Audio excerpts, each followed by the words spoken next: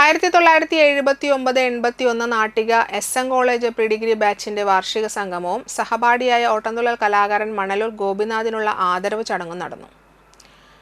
ചെമ്മപ്പള്ളി പുഴയോരം river ഹൗസിൽ വെച്ച് നടന്ന സംഗമത്തിൽ പ്രസിഡന്റ് ഡോക്ടർ ജ്യോതിക മണലൂർ ഗോപിനാഥിനെ മൊമന്റോ നൽകി ആദരിച്ചു. ദിലീപ് കുമാർ പൊന്നാടയും ചാർത്തി. Vice president Mini, secretary Vinayaprasad, Yusuf TR Vijayam, Balakrishnan, Dileep Kumar എന്നിവർ സംസാരിച്ചു. മണലൂർ ഗോപിനാഥിന്റെ ഓട്ടം തുടങ്ങിയ കഥ എന്ന പുസ്തകം സഹപാഠികൾക്ക് വിതരണം നടത്തി. അതിനുശേഷം അംഗങ്ങളുടെ കലാപരിപാടിയും ബോട്ട് സവാരിയും ഉണ്ടായിരുന്നു.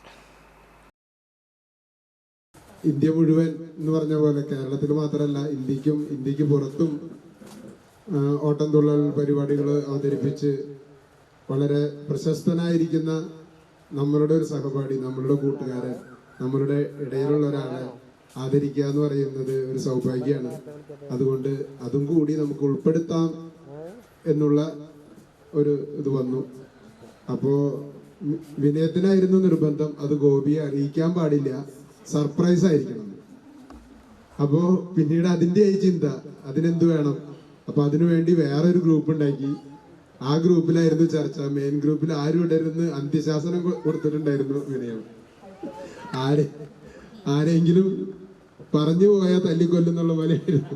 അപ്പോ അതുകൊണ്ട് എല്ലാവരും ആ ഭയത്തോട് കൂടിയിട്ട് ആരും പുറത്തൊന്നും അറിയിച്ചില്ല. ഈ നിമിഷം ഇവിടെ ഗോപി ഇങ്ങോട്ട് കയറി വരുന്നവരെ ഗോപിക്ക് അത് അറിയില്ലായിരുന്നു.